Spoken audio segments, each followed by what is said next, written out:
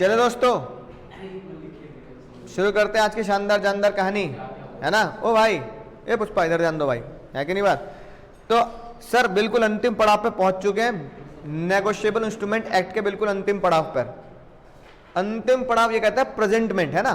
यानी कि अगर तुम पूरी जर्नी को देखो तो पहले हमने पढ़ा 4, 5, 6, है ना। फिर प्रॉमिसरी नोट क्या होता है, बिल्स ऑफ एक्सचेंज क्या होता है ना, राइट। यानी कि हमारा promissory note, bills of exchange, cheque क्या होता है। उसके बाद हमने क्या मुद्दे पढ़े थे, टाइप्स ऑफ, है ना, इंस्ट्रूमेंट, राइट। समझ में आई ना बात, कितने तरह के इंस्ट्रूमेंट होते हैं, ठीक है ना। फिर हमने पिछले लेक्चर में क्या पढ़ा था सर, नेगोशिएशन कैसे होता है ना, राइट। नेगोशिएशन कैसे होता है। फिर हमने पढ़ा था डिसऑनर, डिसऑनर वाली बात हमने पढ़ी थी, है ना, राइट। कि भाई डिसऑनर होता है तो क्या होता है डिसऑनर के टाइम पे, है ना, किस तरीके से काम होता है, राइट। याद आ गया ना। और उसके बाद हमने पढ़ा था ये वाला मुद्दा कि भैया कितना कितना पैसा वसूल सकते हो, जिसे हम बोलते हैं रूल्स ऑफ कंपनसेशन, है कि नहीं बात, राइट। अब सर आखिरी मुद्दा ये आता है बहुत ही आसान कि प्रेजेंटमेंट। उम्मीद है भैया तुम्हें ढंग से याद हो गया होगा, क्योंकि ज्यादा बड़ा एक्ट नहीं है, छोटा सा ही एक्ट है कि नहीं बात, right. Promissory note, bills of exchange, cheque, types of instrument, presentment, dishonour, है ना, नेगोशिएशन, यही इसके टॉपिक है, राइट। तो ज्यादा बड़ा एक्ट नहीं है बिल्कुल। मुझे रिवीजन में भी तुम्हें ज्यादा 3-4 घंटे लगेंगे अगर आप रिवाइज करोगे, तो क्योंकि हर एक टॉपिक के मैंने तुम्हें क्या कराए हैं सर, सीए इंटर के क्वेश्चन कराए हैं। किससे क्वेश्चन कराए हैं सर, सीए इंटर के तुम्हारे क्वेश्चन कराए हैं मैंने, हर एक टॉपिक के अंदर घुस घुस के, है ना। यानी कि इनलैंड इंस्ट्रूमेंट जो 2 लाइन में खत्म है उसके 7-8 क्वेश्चन कराए हैं मैंने तुम्हें, ठीक है। हाँ हाँ, थोड़ा बहुत अपना लिख सकते हो, पर मोस्टली ये चीज रटनी यही पड़ेगी नेगोशिएशन वाली, ठीक है। 1-2 पॉइंट ही टफ होते हैं उसमें, जैसे एक्सेप्शन है जो मैंने तुम्हें हिंदी में लिखवाया कि डिपेंड ऑन द इवेंट, है ना, वो चीजें। लेकिन सर अगर बात करें आज की, इधर ध्यान दो, अगर आज की बात करते हैं क्या सर, प्रेजेंटमेंट ऑफ इंस्ट्रूमेंट। किसकी बात करते हैं सर, प्रेजेंटमेंट ऑफ इंस्ट्रूमेंट, की इंस्ट्रूमेंट को कैसे प्रेजेंट किया जाता है, इंस्ट्रूमेंट को कैसे प्रेजेंट किया जाता है। सर बहुत ही टुच्ची बात है, क्योंकि हम पहले भी जानते हैं।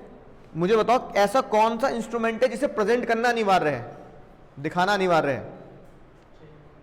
है ना, राइट। अब तुम कहोगे सर चेक को प्रेजेंट करना है कहां पर, बैंक में, और एक ऐसा इंस्ट्रूमेंट जो प्रेजेंट करके ही उसकी लायबिलिटी जनरेट की जाती है, वो कौन सा होता है सर, बिल। क्योंकि बिल को आप प्रेजेंट करोगे तो क्या होगा, एक्सेप्ट होगा, तो बिना एक्सेप्ट किए प्रेजेंट नहीं होता, है ना।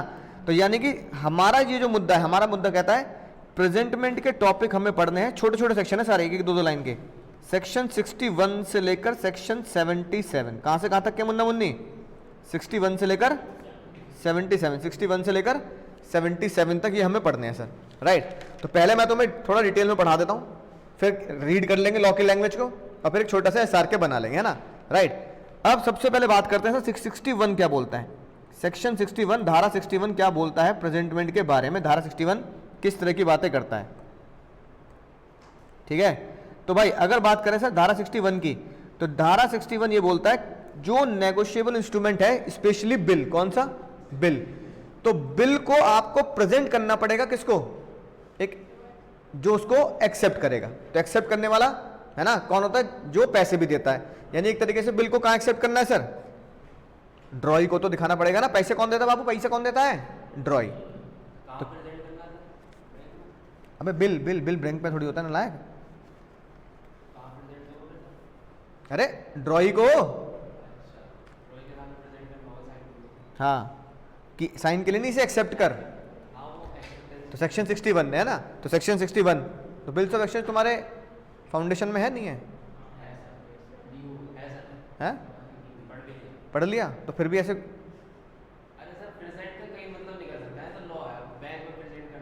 नहीं बिल, बिल तो बैंक, बिल बैंक में तो चेक जाता है बाबू, बिल थोड़ी जाता है सर, लेकिन बैंक से तो करा लेते हैं, बैंक से पैसे लेके डिस्काउंट, वो अलग चीज है डिस्काउंट। लेकिन मैं प्रेजेंट के लिए कहां जाऊंगा, प्रेजेंट के लिए तो मैं कहां जाऊंगा, बिल को लेकर, बिल को लेकर कहां जाऊंगा, ड्रॉई को होगा। अगर ड्रॉर, अगर इफ ड्रॉर ड्रॉ करता है bill, if draw drawers the bill, and order, किसको ऑर्डर दे रहा है? एंड ऑर्डर द ड्रॉई, ड्रॉई को तो ऑर्डर देगा। तो यहाँ किसकी बात चल रही है सर? यहाँ बिल की बात चल रही है ना? किसकी बात चल रही है? बिल की। कि अगर कोई बंदा बिल ड्रॉ करता है तो वो जो भी ऑर्डर दे रहा है किसको देगा सर? ड्रॉई को देगा। किस बात का ऑर्डर देगा? कि भाई या तो तुम मुझे पे कर दियो, है ना, टू पे द अमाउंट, भाई या तो तुम मुझे पे कर दियो, है ना, या फिर मैं जिसको बोलूंगा उसको पे कर दियो। तो जिसको पे करते हैं उसे हम क्या बोलते हैं सर? पे। ठीक है। अब ड्रॉई जो होगा वो ड्रॉई लायबल कब होगा? ये मैंने तुम्हें बिल वाले टॉपिक में बताई थी कि ड्रॉई कब लायबल होगा इस बिल पे? जब वो उसे एक्सेप्ट कर लेगा, और अगर उसे एक्सेप्ट ना करे तो फिर ड्रॉर लायबल होगा। ये मैंने तुम्हें बिल वाले में उसमें बात बताई थी, है ना? ऐसे ही होता है ना? ड्रॉर, तुमने प्रैक्टिकली बिल ड्रॉ किया है कभी? नहीं, मतलब वो अपने नाम पे बनाए रही क्यों, फिर वो लाइब्रेरी क्यों होगा, दे रही क्यों खुद को पैसे? अरे खुद को थोड़ी, अबे भाई मैंने बिल ड्रॉ किया तुम्हारे ऊपर, तो तुम अगर कि भैया उस पराग सर को पैसे दे देना, है ना, तुम उसे एक्सेप्ट करोगे तो तुम पैसे देने पड़ेंगे, तुम उसे एक्सेप्ट नहीं करोगे तो मुझे पैसे देने पड़ेंगे, है ना? मैं क्या कह रहा हूँ, तुम क्या सोच रहे हो? तुम इसका मतलब तुमने पढ़ा नहीं है ढंग से, रिवाइज नहीं किया अभी, या क्लास क्या करिए, गोल करिए क्लास, क्योंकि आया तो था नहीं है कि नहीं बात? ड्रॉर शेल बी लायबल, पेई, है ना?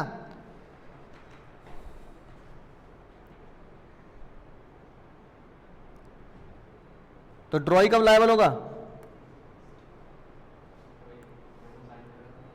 ड्रॉई शैल बी लायबल ओनली, जब वो क्या करे? Only when he accept the bill, है ना? कौन लायबल होगा सर? ठीक है, ड्रॉई लायबल होगा when he accept the bill, right? अब सर 61 ये बोलता है कि जब वो उसे एक्सेप्ट करेगा, लेकिन एक्सेप्ट कितने दिन में कर लेना चाहिए? नहीं, it should be accepted in 48 hours. कितने आवर में उसे एक्सेप्ट करो, उसे टाइम दे देंगे हम। ये थोड़ी कि भैया उसकी घर में पकड़ ली, साइन कर इस पे, सोच समझ के करेगा भाई, वो एक्सेप्ट पेमेंट देनी देनी। इट शुड बी एक्सेप्टेड इन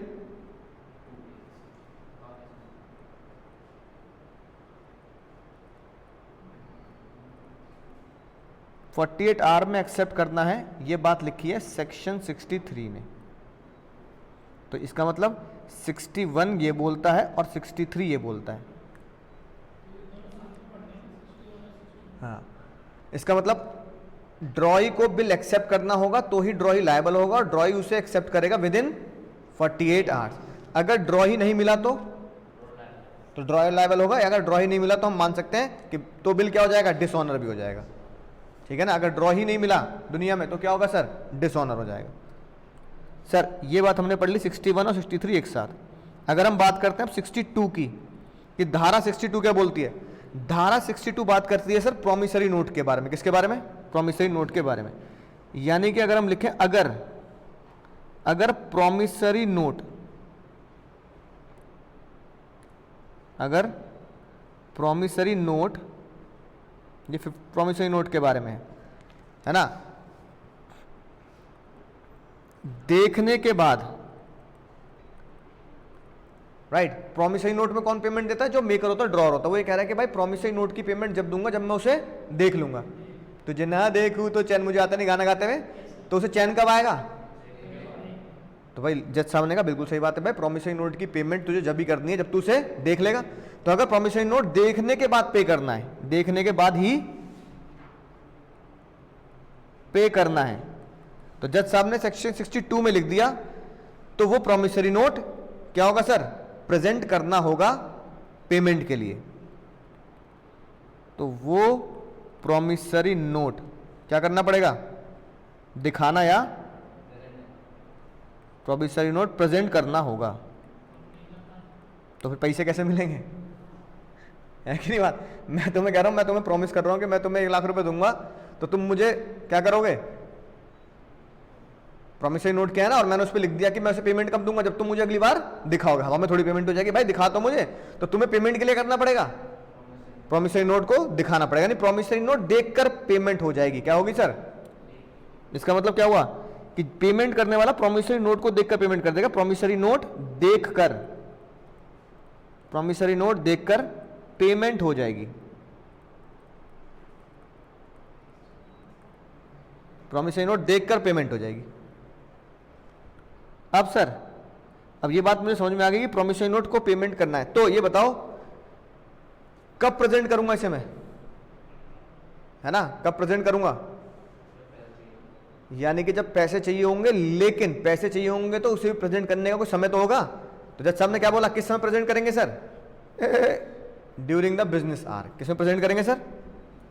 यानी कि section section 65 says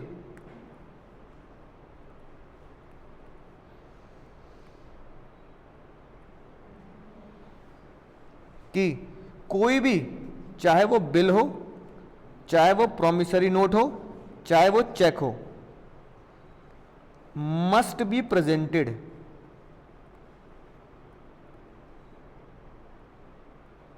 during business hour. चाहे वो प्रॉमिसरी नोट हो, चाहे वो बिल्स ऑफ एक्सचेंज हो, चाहे वो चेक हो, वो कब प्रेजेंट होना चाहिए sir? Must be presented in, है ना, बिजनेस आवर। तो ये 65 ने बात बोल दी 62 के साथ मिलकर। तो भैया बिजनेस आवर में प्रेजेंट करना है, बिजनेस आवर में प्रेजेंट करना है फॉर द पेमेंट। ऑब्वियसली बात है, पेमेंट के लिए ही करेंगे सर। तो 61, 63, 62 और 65, है ना, वो सॉरी 65 नहीं, 62 और 64 सीक्वेंस समझ गए? तो 61 के साथ 63 है और 62 के साथ 64 है। कि 65 कहता है, 64 कहता है प्रेजेंट करना है कब सर?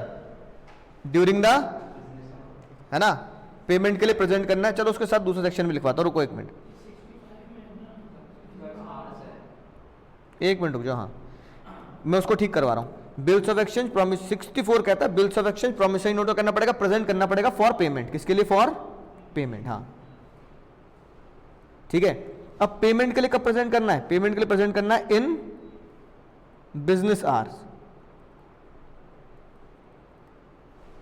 बिजनेस आवर में प्रेजेंट करना है, ये बात कहता है सेक्शन 65। समझ गए? अब तो ये लिखा है, ऐसे ऐसे ऐसे सीक्वेंस बनाएंगे सर।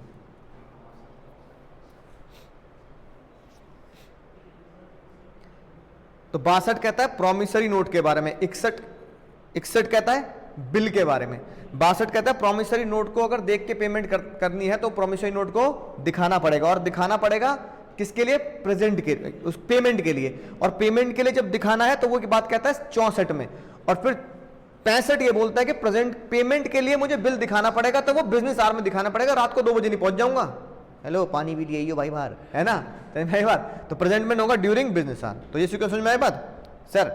अब 62 की तरह ही अगर मैं इसको जोड़ता हूं 66 से, सुनना ध्यान से, अब किससे जोड़ रहा हूं मैं? सेक्शन 66 से, है ना, क्योंकि 66 अब ये बोलता है अगर बिल पे होना है, bill pay eight specified period,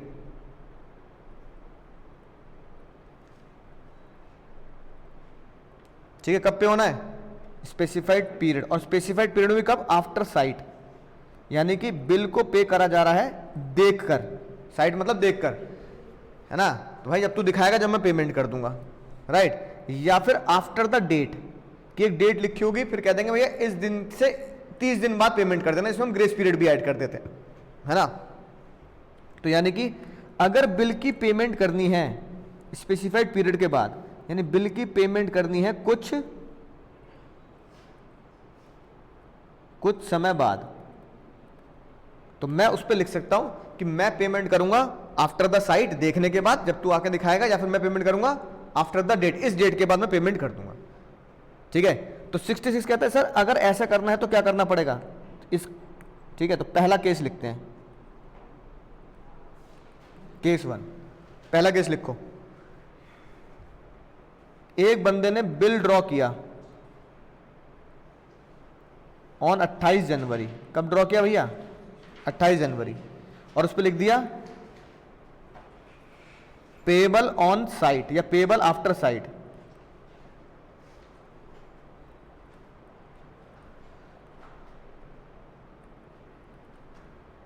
ठीक है ना, बिल प्रेजेंट किया गया एट साइट, है ना, तो उसने लिखा बिल ड्रॉ किया बिजनेस को payable 30 days after sight, payable लिखो payable on 30 days after sight. ठीक है, bill presented on 15 March.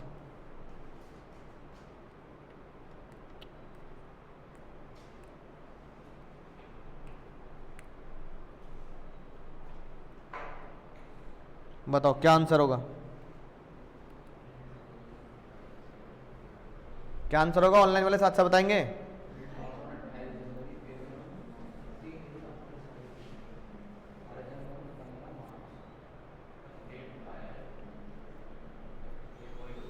Bill मैंने ड्रॉ किया 28 जनवरी को कि जो पेएबल होगा 30 डेज आफ्टर साइट, जब तुम मुझे दिखाओगे उसके 30 दिन बाद मैं पेमेंट कर दूंगा। तो बिल को प्रेजेंट किया गया यानी बिल को साइट दिखाया गया 15 मार्च को, तो मैं अब उसकी पेमेंट कब करूंगा, 30 डेज आफ्टर साइट है, ऑनलाइन वाले बताएंगे 30 डेज आफ्टर साइट क्या करूंगा सर। तो 15 मार्च को दिखाया, 15 मार्च से 30 दिन जोड़ लो, क्या हो जाएगा, ठीक है 14 अप्रैल जोड़ना, उंगली पे जोड़ना पड़ेगा, गलत मत लिख देना। तो क्या होगा, तो मैं बोलूंगा सर ड्यू डेट तो हो गई क्या, ड्यू डेट इज 14 अप्रैल, यानी इस दिन बिल की पेमेंट हो जानी चाहिए, और क्योंकि बिल है तो ग्रेस पीरियड मिलता है, तो मैच्योरिटी डेट क्या होगी। तो भैया ये तुम अकाउंट्स में करते हो, वही कॉन्सेप्ट है, वही क्वेश्चन है। मैच्योरिटी डेट इज 17 अप्रैल। इसका मतलब है ना, सेक्शन 61 ने क्या बोला, सेक्शन 61 ने ये बोला, ओ सॉरी 66, सेक्शन 66 ने ये बोला कि अगर आपको पेमेंट लेनी है ना, पेमेंट लेनी है तो आपने एक तो दिखाया होगा उसे 15 मार्च को, तो 15 मार्च को दिखाया उसे, तो उसने कहा दिखाने के 30 दिन बाद पेमेंट ले जाइयो। तो अब क्या मुझे उस बिल को दोबारा दिखाने की जरूरत पड़ेगी नहीं पड़ेगी, पड़ेगी। तो पेमेंट कैसे लोगे, 14 को नहीं 17 को पेमेंट कैसे मिलेगी, जब उस बिल को प्रेजेंट दोबारा किया जाएगा पेमेंट के लिए। तो ये बात 66 ने लिख दी कि भाई एक बार तूने दिखाया तो उसने कह दिया ठीक है भाई तूने दिखा दिया 30 दिन बाद आ जियो, अब तो 30 दिन बाद दोबारा भी तो दिखाना पड़ेगा उसे, है कि नहीं बात। तो ये बात 66 ने लिख दी क्या, कि अगर जब 17 अप्रैल आएगी, है ना, therefore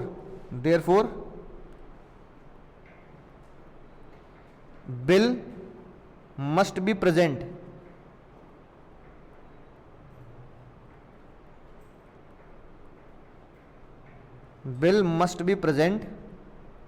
on 17 April for payment, है ना, that is bill also to be present on maturity. ये बात बोली सेक्शन 66 ने कि जिस भी बिल की पेमेंट होती है कुछ समय के बाद, स्पेसिफाइड पीरियड के बाद, तो स्पेसिफाइड पीरियड निकालने पर भी आपको दिखाना है और साथ में मैच्योरिटी पर भी आपको दिखाना पड़ेगा, नहीं उस बिल को आपको 2 बार दिखाना पड़ेगा। बात समझ में, ये बात किसने बोली सर, 66 ने बोली। ये हो गया हमारा सर केस नंबर 1। अब लिखते हैं केस नंबर 2, केस लिखें, अगला लिखो सर। बिल ड्रॉ किया 31 दिसंबर को,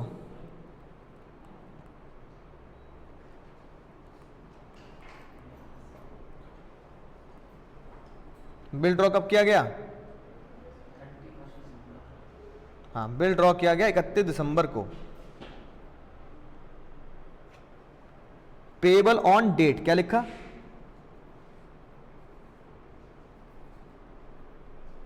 कि वो डेट के हिसाब से पेमेंट होगा, है ना।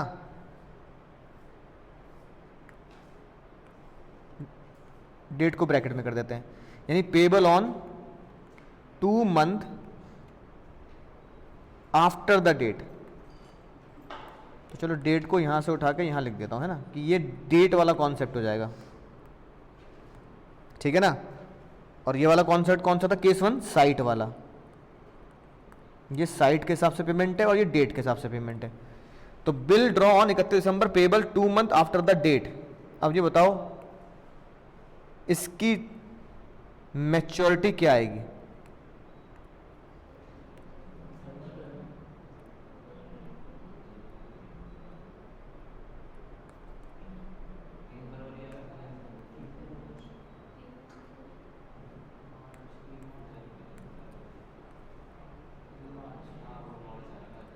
बोलो भाई, ड्यू डेट क्या आएगी?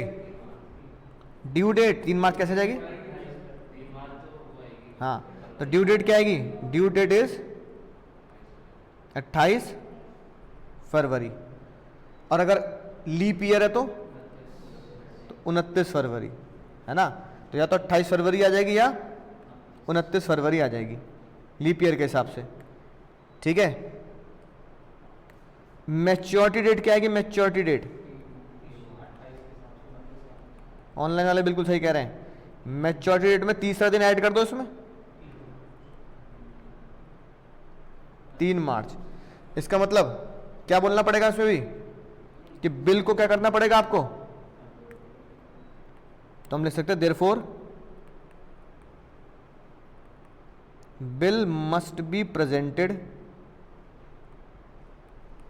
For payment on maturity.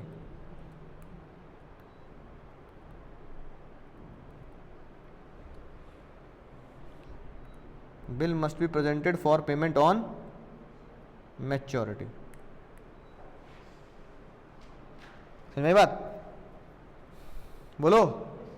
तो अगर इसको अगर तुम ध्यान से देखो, है ना, तो ये बात कह रहा है वो, ठीक है। पहले 61, 63, फिर 62, है ना। यानी कि यहां से अगर इसको देखा जाए तो तुम ऐसे भी इसको नोट कर सकते हो भाई। 61, 63, 62, 64, 65। फिर 62 ने बोला, ठीक है, कि दिखाने के बाद पेमेंट होती है तो आपको दिखाना पड़ेगा प्रोमिसरी नोट को। 66 ने बोला कुछ इंस्ट्रूमेंट ऐसे भी होते हैं जो क्या हो जाते हैं सर? कुछ इंस्ट्रूमेंट ऐसे भी होते हैं जो क्या हो जाते हैं? डेट या साइट के हिसाब से चलते हैं। तो जो डेट या साइट के हिसाब से चलेंगे वो 66 ने बताया, ठीक है, कि प्रेजेंटमेंट करना है तो 66 के हिसाब से क्या करना पड़ेगा? स्पेसिफाइड पीरियड के बाद प्रेजेंट करना पड़ेगा, तो उसकी मैच्योरिटी डेट भी करनी पड़ेगी सर, निकालनी पड़ेगी। बात समझ में आई? और 66 हो गया। अगर तो ही तुमसे पूछ ले भाई 67 क्या बोलता है, तो सेक्शन 67 कहता है अगर आपका कोई भी बिल की पेमेंट इंस्टॉलमेंट पे होनी है, कैसे होनी है सर? तो उसे कब प्रेजेंट करना है?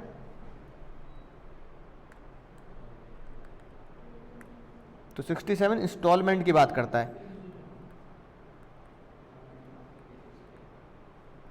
अगर इंस्टॉलमेंट का मुद्दा है तो आप उसको प्रेजेंट करेंगे 3rd day after the date of instalment. तीसरा दिन तो होता है, तो पहली इंस्टॉलमेंट ड्यू हो गई, दूसरी इंस्टॉलमेंट ड्यू हो गई, तो सामने वाला कह रहा है भाई इंस्टॉलमेंट के हिसाब से पैसे देता रहूंगा, तो कब प्रेजेंट करना है? Present 3rd day after the day of instalment.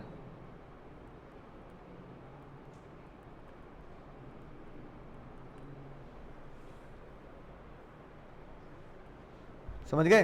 तो 66 और 67 याद हो जाएगी बात? जल्दी बताएंगे सर। ऑनलाइन वाले बच्चे बिल्कुल सही कह रहे हैं सर, बहुत बढ़िया साक्षी दीदी, बहुत बढ़िया, बहुत बड़े जोशी जी, बिल्कुल सही बात। ठीक है, तो 66 ने बोला पीरियड अगर दिया है तो मैच्योरिटी डेट ऐसे निकलेगी, 67 ने बोला कि इंस्टॉलमेंट के हिसाब से तो मैच्योरिटी डेट ऐसे निकलेगी। यानी दोनों बातें क्या करते हैं कि बिल को प्रेजेंट करना पड़ता है at the date of maturity. अब सर अगली बात करते हैं सर, फिर रीड कर लेंगे एक साथ सारे के सारे सेक्शन, खेला खत्म, एक साथ सारे के सारे सेक्शन रीड कर लेंगे ना। अब बात करते हैं सर अगली लिंक की, बात करते हैं सेक्शन 68। किसकी बात करते हैं सर? 68। ये अलग कॉन्सेप्ट है एकदम। ये बात करेगा प्लेस की। किसकी बात करेगा? वहां बात की थी प्रेजेंट की कि कब प्रेजेंट करना है, किस डेट प्रेजेंट करना है। ये बात कर रहा है प्रेजेंटमेंट के लिए जगह कौन सी होगी, प्रेजेंटमेंट की प्लेस कौन सी होगी, है ना, राइट। तो भाई जज साहब ने बोला प्रेजेंट, मान लो अगर तुम्हें प्लेस पता है, मान लो भैया अगर तुम्हें प्लेस पता है कि मुझे बिल को प्रेजेंट करना है नोएडा में जाकर, तो भाई तुम्हें कहां प्रेजेंट करना पड़ेगा? तो जज साहब ने लिखा, टुच्ची बात है सर, टुच्ची टुच्ची बात है लिख दी लॉ में, प्रेजेंट एट दैट प्लेस, है ना, विच यू हैव नोन। जो आपको प्लेस के बारे में पता है, उस प्लेस पे जो प्लेस पता है ना, वहां पे जाके बिल को प्रेजेंट करना पड़ेगा। बात समझ में आ गई भैया? अब 68 ने लिख दी बात ये, तो 69 ने क्या बोला? सेक्शन 69 कि अब पेमेंट कहां मिलेगी? तो 69 ने बोला जहां जिस जगह पर जाकर तुम प्रेजेंट कर रहे हो ना, उसी जगह से पेमेंट लेनी है, कहीं और पेमेंट नहीं लेनी। तो 68 ने बोला पता है जगह, तो वहां पर जाकर प्रेजेंट कर दो। 69 ने क्या बोला? पेमेंट एट दैट प्लेस, यानी नोएडा में ही तुम्हें पेमेंट मिल जाएगी। इसका मतलब क्या हुआ सर? इसका मतलब यह हुआ कि 68 ने, अगर राजकीय पता लगे तो 68 में प्रेजेंट करना है, सेक्शन 68 के तहत प्रेजेंट करें, 69 में पेमेंट ले लें।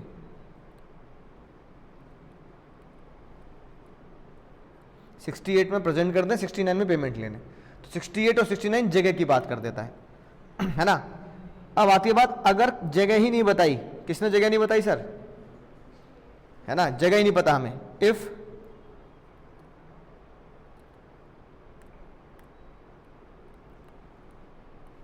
इफ नो प्लेस स्पेसिफाइड, अगर किसी प्लेस के बारे में आपको बताया ही नहीं गया है, तो फिर क्या होगा मुन्ना मुन्नी? तो जज साहब ने बोला negotiable instrument should be present at a place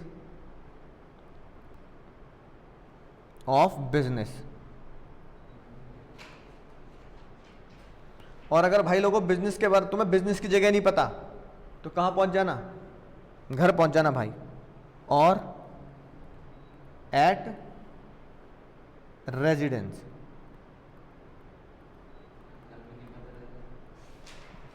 है ना। अब ये कह रहा था, अब इसका जवाब तो देना पड़ेगा ना, जो पढ़ लिया उससे मतलब नहीं है। और ये बताओ, अब ये भी ना पता, अब बताओ क्या करूं? ठीक है भाई, तो ये बात लिख दी सेक्शन 70 ने, ठीक है।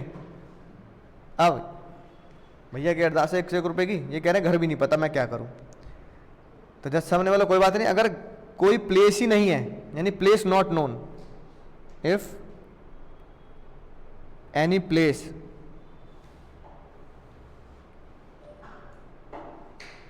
नॉट नोन, यानी कि कोई प्लेस ही नहीं है। जो भैया कह रहे हैं हमारे, भैया घर भी ना पता तो बताओ क्या करें, ऑफिस भी ना पता तो क्या करें? तो जज साहब ने भाई फाइनल बात लिख दी, इसके आगे मत पूछो कुछ भी, जब मैं लिख रहा हूँ खेल खत्म, जो मर्जी हो फिर करते रहना है। ऐसे बंदे से डील क्यों कर रहा है? घर पता, तेरे को पता ही ना है, मिस्टर इंडिया से कोई लेन, मतलब पैसे लेने मिस्टर इंडिया से, है कि नहीं बात? सामान बेच दिया मिस्टर इंडिया को, तुझे पता ही नहीं, घर परिवार कुछ नहीं पता। तो भैया जज साहब ने फाइनल लिख दिया, ऐसे निकम्मों के लिए सेक्शन 67 के थ्रू लिख दिया गया, सॉरी 71 के थ्रू लिख दिया गया, present wherever he found, जहां तुझे मिल जाए, मिल जा कहीं समय से परे वहीं,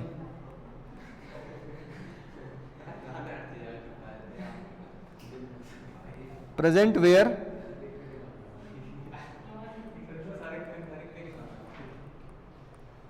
वेयर ही फाउंड, जहां मिल जाए।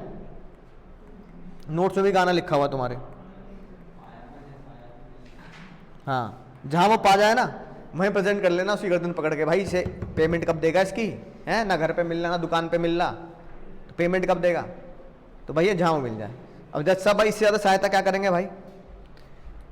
तो ये आ गई सर हमारी सीरीज नंबर 2 जगह के बारे में। किसके बारे में सर? 68 ने बोला जगह पता है तो उस जगह पर जाकर तुम्हें क्या करना पड़ेगा, प्रेजेंट करना पड़ेगा। 69 ने बोला उसी जगह पर क्या मिल जाएगी, पेमेंट मिल जाएगी। अगर आपको उसके घर के बारे में नहीं, आपको है ना प्लेस स्पेसिफाई नहीं किया गया तो कहां पहुंच जाना 70 के तहत, या तो नहीं, या तो बिजनेस पे पहुंच जाना, पहले दुकान पे जाना, दुकान पे ना मिले तो घर पे चले जाना। और ससुरा घर भी नहीं पता तो क्या करें, जहां पा जाए वहीं ट्रैकर लगा देना उसके पीछे, है कि नहीं बात। तो भैया जहां पा जाए मोबाइल ट्रैकर से वहां मिल जाए। क्योंकि जज साहब गुस्सा आ गए 71 में, तो जज साहब गुस्से में ये कह रहे हैं भाई तूने एक ऐसे बंदे से पेमेंट लेनी है, यानी तूने एक ऐसे बंदे को सामान बेच दिया जिसका तुझे घर भी ना पता, जिसकी तुझे दुकान में पता, तू बेचा कैसे तूने उसे सामान, और फिर भी कह रहा है कि अब बताओ और बताओ। तो ये जहां तुझे मिल जाए वहीं ले लियो भाई पेमेंट, इससे ज्यादा क्या बोले, बात खत्म कर दी। तो ये कौन सीरीज हो गई सर हमारी,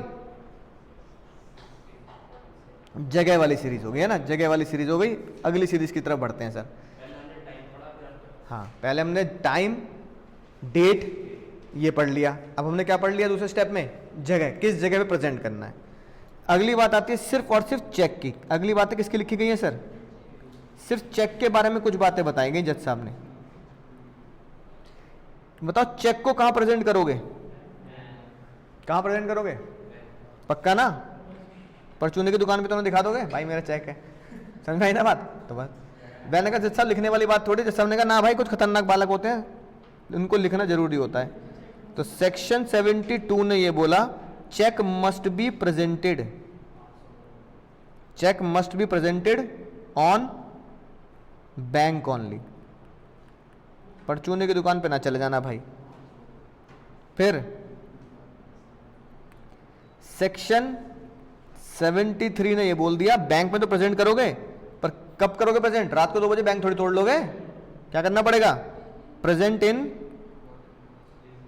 हाँ, प्रेजेंट इन रीजनेबल टाइम, जो बैंक के रीजनेबल टाइम होते हैं, है ना, जैसे शाम को 4 बजे तक बैंक खुलता है तो भैया 4 बजे तक ही प्रेजेंट करना पड़ेगा। छुट्टी वाले दिन तुम जबरदस्ती बैंक में घुस नहीं सकते, ठीक है, राइट। बोलो बात समझ में आ गई। तो ये सिंपल सी बात चेक के बारे में लिख दी। फिर साथ में एक एक्स्ट्रा, है ना, साथ में एक एक्स्ट्रा बात भी लिख दी जो किसी सेक्शन के तहत नहीं है, जो जर्नल बात है, जो जर्नल बात है, जो नेगोशिएबल इंस्ट्रूमेंट कहता है कि भाई नेगोशिएबल इंस्ट्रूमेंट जब मुझे प्रेजेंट करना है तो जिस बंदे से पैसे लेने सिर्फ उसको प्रेजेंट कर सकता हूं, क्या उसके अलावा कोई और ऐसा है जिसको प्रेजेंट कर सकता हूं, किसको, बोलो भैया। अगर वो अल्लाह को प्यारा हो लिया तो उसके लीगल रिप्रेजेंटेटिव को प्रेजेंट तो कर ही सकते हैं भैया, देखो ये लेन देन थी हमारी, है ना। और अगर वो प्रिंसिपल हो तो किसको प्रेजेंट कर सकते हैं, उसके एजेंट को भी, भैया तो एजेंट तो देगा उसके पैसे, है ना। अब LIC का एजेंट होते हैं तो मैं LIC के एजेंट को तो पेमेंट की लेन देन करते हैं। तो ये एक जनरल बात लिख दी कि घबराना मत कि बिल्स ऑफ एक्सचेंज की प्रेजेंट की इतनी बातें लिख दी तो प्रेजेंट के लिए उसी बंदे को ढूंढना जिससे पैसे लेने, नहीं, आप 3 लोगों को बिल प्रेजेंट कर सकते हैं। कितने लोगों को, 3 लोगों को। प्रेजेंट द नेगोशिएबल इंस्ट्रूमेंट, किसको प्रेजेंट कर दो, पहले तो उसी बंदे को प्रेजेंट करो जिसको प्रेजेंट करना ही है ना, राइट। उसको तुम करोगे या फिर तुम कर सकते हो उसके एजेंट को, या फिर तुम प्रेजेंट कर सकते हो अगर मृत्यु हो गई है तो लीगल रिप्रेजेंटेटिव,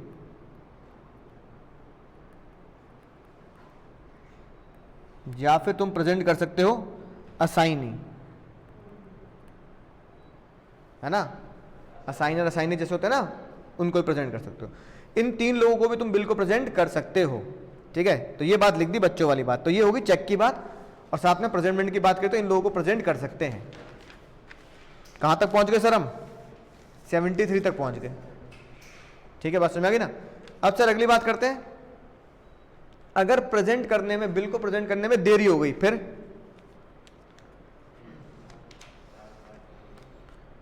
देर करने में पता लगा कि भाई जो प्रेजेंट कर रहा था, है ना, राइट, उसकी गलती नहीं पाई गई, तो क्या होगा?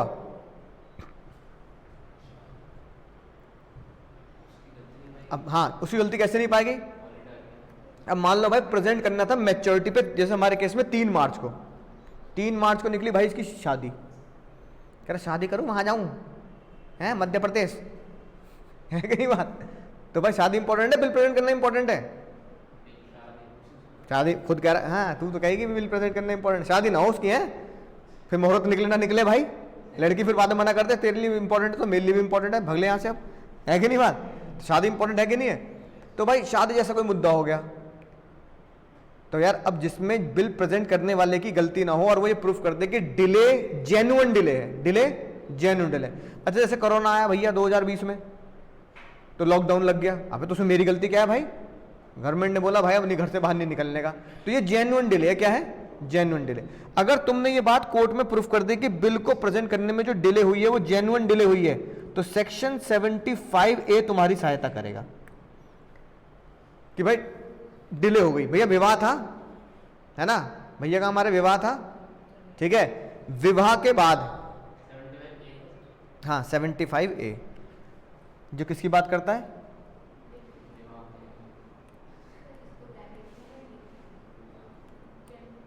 अब ये बताओ, विवाह था, चलो विवाह था, जज ने क्या मान लिया? जेन्युइन डिले मान लिया, तो फिर क्या उसको प्रेजेंट करने की जरूरत ही नहीं है? तो उस टाइम पीरियड निकलने के बाद जिसमें तुम्हारी अर्जेंसी थी, उसके बाद उसे क्या करना पड़ेगा? उसके बाद उसे रीजनेबल टाइम में प्रेजेंट करना पड़ेगा। उसके बाद उसे क्या करना पड़ेगा सर? रीजनेबल टाइम में प्रेजेंट करना पड़ेगा, राइट। तो इसका मतलब ये नहीं कि प्रेजेंटमेंट अगर तुम डिले कर रहे हो तो प्रेजेंटमेंट को एक्सक्यूज कर दिया जाएगा, ऐसा नहीं होता। प्रेजेंटमेंट कभी भी एक्सक्यूज नहीं हो सकता, हमेशा के लिए एक्सक्यूज नहीं हो सकता। सिर्फ और सिर्फ प्रेजेंटमेंट को डिले के लिए थोड़े टाइम के लिए क्या कर देंगे? माफी दे देंगे, एक्सक्यूज कर देंगे। लेकिन 100% तुम कह दो कि अब मुझे प्रेजेंट करने की जरूरत नहीं है, तो ये ऐसा नहीं हो सकता भाई, ठीक है ना। वो हेलो मोटो साइलेंट नहीं होता क्या? मोटो सैमसंग ले लो, मोटो साइलेंट नहीं हो रहा। तो अगर प्रेजेंट करने में लिखो जल्दी, अबे लॉ भी पढ़ना, जल्दी लिखो। प्रेजेंट करने में क्या हुआ है सर? डिले हुआ है। और डिले क्यों हुआ है? जेन्युइन रीजन, यानी कि डिले होने में, यानी कि डिले करने में जो होल्डर है उस बिल का या नेगोशिएबल इंस्ट्रूमेंट का, होल्डर की गलती नहीं पाई जाती, होल्डर की गलती नहीं है, ठीक है ना। जैसे मान लो लॉकडाउन हो गया, सरकार ने मना कर दिया, तुम्हारी कंपनी में मान लो स्ट्राइक हो गई, है ना, वहाँ भैया दंगे वंगे की, है ना, वो चल रही है, हमारी मांगे पूरी कर, तुम कह रहे हो यार पता ना क्या होगा अंदर। या मान लो कोई जेन्युइन रीजन, एक तरीके से शादी मान लिया या बीमारी मान ली, है ना, राइट, इस तरीके से। मतलब एक जेन्युइन रीजन जो कोर्ट मान ले, रीजन को क्या मानना पड़ेगा? कोर्ट को मानना पड़ेगा कि हाँ भाई जेन्युइन रीजन है। शादी भी जेन्युइन रीजन हो सकता है, ना माने, है कि नहीं बात? कि भाई शादी की तो क्या करता, सुबह दिखा देता ना, शादी तो रात को तेरी नहीं, मैं दिन की शादी करता हूँ। अबे यार हो सकता है, फिर मान ले फिर, है ना। तो कोई भी ऐसे जेन्युइन रीजन, लॉकडाउन, स्ट्राइक, शादी, बीमारी, है ना, उस इस तरीके से कोई भयंकर बीमारी होगी कि भैया डॉक्टर ने बोल दिया बेड रेस्ट पे रहेगा, भाई चल ही नहीं सकता, अगर कोई ऐसी कोई भी डिले हुआ है तो सेक्शन 75 में तुम्हारी सहायता कर देगा, है ना। तो सेक्शन 75 में क्या बोलता है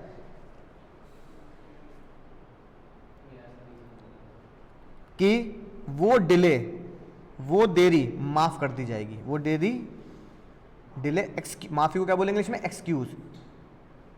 वो देरी आपकी एक्सक्यूज है। अब उसके ऊपर तुम्हारा बिल्स ऑफ एक्सचेंज को डिसऑनर नहीं करेंगे या तुमसे कह देंगे तुम्हें पेमेंट नहीं मिलेगी, ऐसी बातें नहीं करेंगे भाई, है ना। लेकिन जब वो देरी का समय खत्म हो गया, मान लो लॉकडाउन ओपन हो गया, स्ट्राइक खत्म हो गई, अरे तो लॉकडाउन ओपन हो गया, स्ट्राइक खत्म हो गई, विवाह हो गया, बीमारी से तुम ठीक हो गए, तब तो प्रेजेंट करोगे ना पेमेंट के लिए अपनी, या वो देने वाला अपना पेमेंट नहीं देगा भाई। इंडिया नहीं, पूरे वर्ल्ड में ऐसे होता है, देने वाला अपना पेमेंट नहीं देगा, तुम्हें जाके मांगना पड़ेगा। तो जज साहब ने लिख दिया लॉ में, but when cause of delay finish, when cause of delay over, यानी कि देरी का कारण क्या हो गया?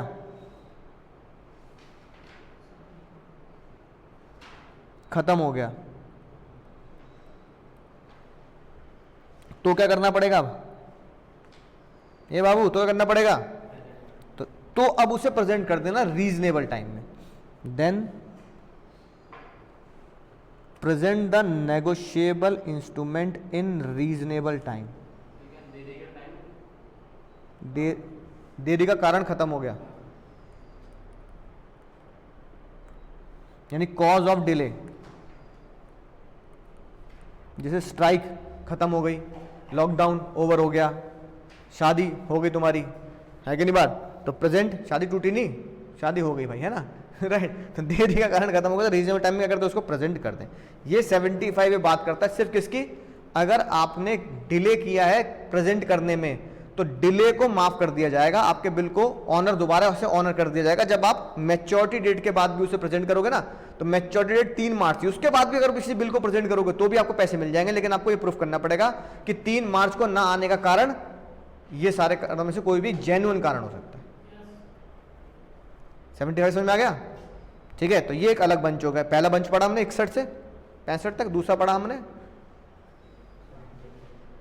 प्लेस वाला 68 से, है ना, प्लेस वाला, और तीसरा हो गया 75A। अगले मुद्दे पे आते हैं सर, अगले मुद्दे पे आते हैं। अगले मुद्दे की हेडिंग डालते हैं नो प्रेजेंटमेंट रिक्वायर्ड, यानी बिल को प्रेजेंट करने की जरूरत ही नहीं है बाबू। ओ भाई सीधे देख ले, नो प्रेजेंटमेंट रिक्वायर्ड।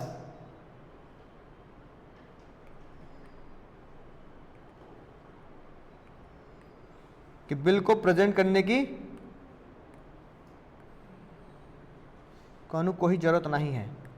सर अगर बिल को प्रेजेंट करने की जरूरत नहीं तो बहुत ही लोचा हो जाएगा। ऐसा कब हो सकता है कि बिल को प्रेजेंट ना करूं और मुझे पेमेंट मिल जाए, है ना? तो जज साहब ने इसके 4 कारण बताए। कितने कारण बताए? 4 कारण बताए। पहला कारण लिखते हैं सर, जब बिल को प्रेजेंट करने की जरूरत नहीं है। 1, ठीक है, जिसको पैसे देने हैं ना, उसने खुद ही कहते दिख मत जियो। जब भी तुम दिखते बंदूक लेकर खड़ा हो जाता, चक्कू घोप दूंगा सामने मत आ जियो। पता नहीं यार उसको क्या दिक्कत है। अब जिससे पैसे लेने हैं, तुम कह रहे हो भाई तेरे पैसे लेने तो मैं तो भाई तुझे दिखूंगा ही हर जगह, तेरे सपने में भी आऊंगा भाई, मैं वसूली करनी है मुझे। तो वो कह रहा है कि जिसको पैसे देने वो खुद मना कर रहा है, बिल प्रेजेंट करने की जरूरत नहीं है। अब चाहे वो गुस्से में कह रहा हो, चाहे वो इतना अच्छा इंसान निकला, वो खुद बोल दे क्या, भाई पैसे की चिंता मत कर, बिना प्रेजेंट करे तुझे मैं दे दूंगा। अब वो खुद ही कह रहा है। लिखो, बंदूक दूसरी क्लास में रखी है। जिसे पैसे देने हैं, जिसे पैसे देने हैं उसने इंटेंशनली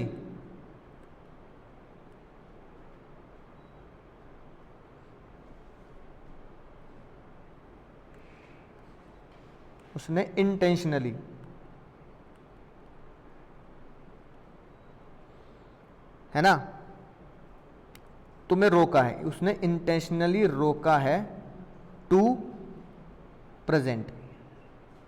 उसने जानबूझ के रोक दिया कि भाई तुझे बिल प्रेजेंट करने की जरूरत नहीं है। रीजन बीइंग क्या हो सकता है बिल को प्रेजेंट ना करने का? क्यों कह रहा हूं बिना प्रेजेंट करे दे दूंगा, इतना तो विश्वास कर देगा। कई बार ये आपसदारी में जाता है, प्रेजेंटमेंट की कोई जरूरत नहीं यार, ऐसे ही दे दूंगा मैं। भाईचारे की बात हो गई। तो भाई जज साहब ने लिख दिया, वो खुद ही कह रहा है और तुम भी मान रहे हो, तो भाई उसे बिल प्रेजेंट करने की जरूरत नहीं है। दूसरी बात, जब तुम बिल प्रेजेंट के लिए पहुंचे, रीजनेबल टाइम में पहुंचे और जेन्युइन डे पे पहुंचे, दुकान बंद मिली, प्लेस ऑफ बिजनेस क्लोज्ड, दुकान बंद करके भग लिया वो। तीसरी बात,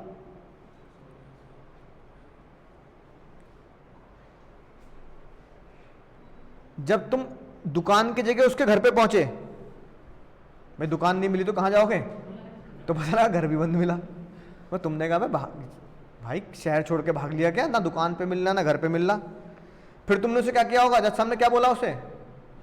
जहां पाया जाए वो जहां जहां पाया जा सकता, जुए के अड्डे पे, है कि नहीं बात, पान के खोखे पे, तुम्हें जहां जहां लगता था कि वो पाया जाएगा, ठीक है, राइट, या ससुराल में, या जहां तुम्हें लगता होगा, नहीं शमशान घाट में क्यों भाई, काली घाटी के पीछे को, हाँ काली घाटी के पीछे, जहां तुम्हें लगता था जहां वो पाया जाएगा, तुमने वहां सर्च किया और वो, अब तुम जज को ये बोलोगे ना, सर आपने बोला था 68, 69, 70 वाले सेक्शन में, है ना, कि भैया ऐसे ऐसे करके कर देना। अब मैं उसकी दुकान पे गया, नहीं मिला, उसके घर पे गया, नहीं मिला, फिर आपने बोला जहां वो पाया जाए वहां ले लेना। अब मैं जहां जहां वो पाया जा सकता था मैंने वो सारी जगह खोज ली, नहीं मिला, तो फिर जज ने क्या लिख दिया, जज ने सेक्शन 76 में ये लिख दी बात, क्या बाबू, कि अब तुम्हारे बिल को प्रेजेंट करने की जरूरत नहीं है, सीधा केस करना, लड़ना, बिल को प्रेजेंट करने की जरूरत नहीं है, तुम्हें पैसे दिलाएंगे। तो तीसरी चीज क्या हुआ, not found at other place,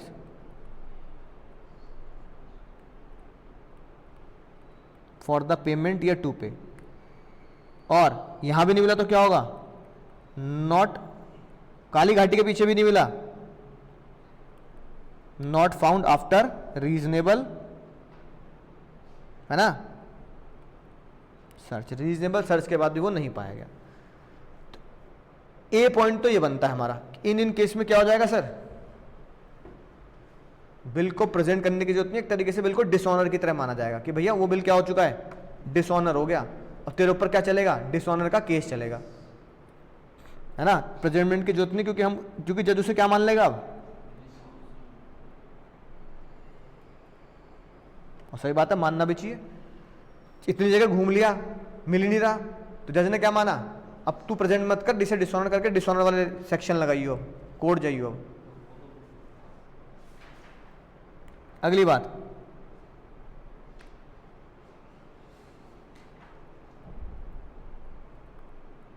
B point लिखेंगे सर, मान लो जिससे पैसा लेना है ना, जिससे पैसा लेना है,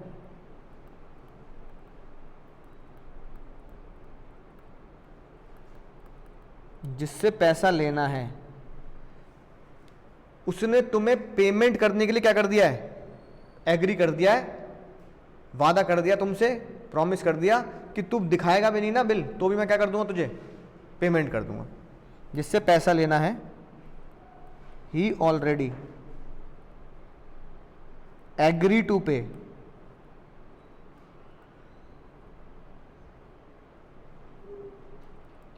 he already agreed to pay you even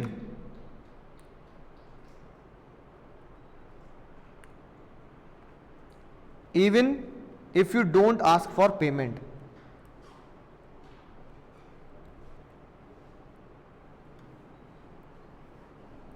even if you don't ask for payment, उसने वादा कर दिया कि भाई तुझे बिल को प्रेजेंट करने की जरूरत नहीं है, बिना तेरे बिल प्रेजेंट करे ही मैं तुझे क्या दे दूंगा, पैसे दे दूंगा, तो फिर बिल को प्रेजेंट करने की अब जरूरत नहीं रही। पॉइंट नंबर सी अभी नीचे लिखवाऊंगा स्टार लगा के, है ना, तो यहां लिखेंगे हम स्टार लगा के point number C. Point number D लिखो,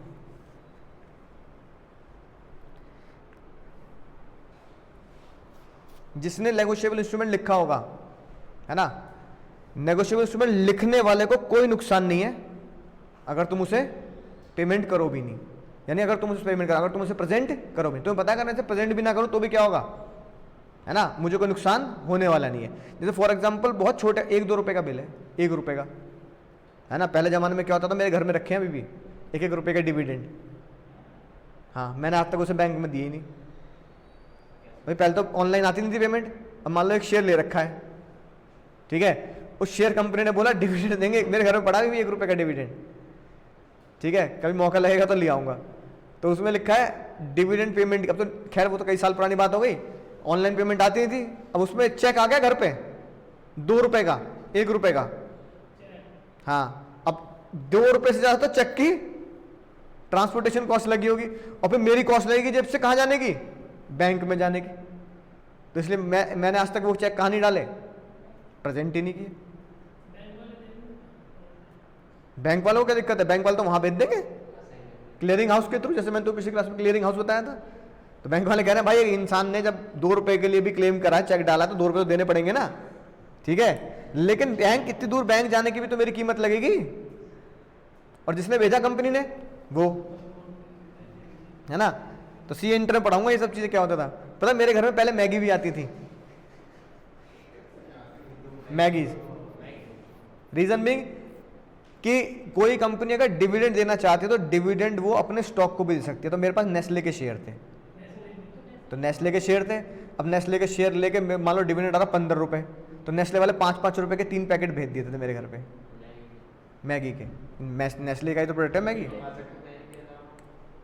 नहीं, मुझे तो डिविडेंड चाहिए, तो वो तो पैकेट में आता ना, एसेट एज अ डिविडेंड। मैंने थोड़ी मंगाया, मैं तो कह रहा हूँ भाई 15 रुपए दो, मैगी क्यों दे रहे हो। तो वो मैगी की जगह क्या भेज दिया करते थे, चेक की जगह, डिविडेंड की जगह। ये अलाउड है, इनकम टैक्स वाले इसे अलाउड भी करते हैं। तो मेरे लिए डिविडेंड वो 15 रुपए का माना जाएगा। हाँ, नहीं बड़े पे क्यों देंगे। ओ भाई सीधे देख, दीदी तुम आगे आ जाओ, दीदी तुम आगे आ जाओ, यहाँ आ जाओ, यहाँ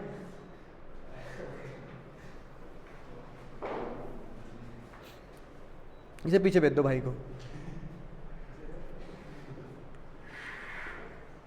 डी पॉइंट पे लिखेंगे तो नेगोशिएबल जिसने लिखा है, नेगोशिएबल जिसने लिखा है उसे कोई भी नुकसान नहीं है अगर वो क्या ना करे, प्रेजेंट ना करे। लिखो नेगोशिएबल इंस्ट्रूमेंट लिखने वाले को,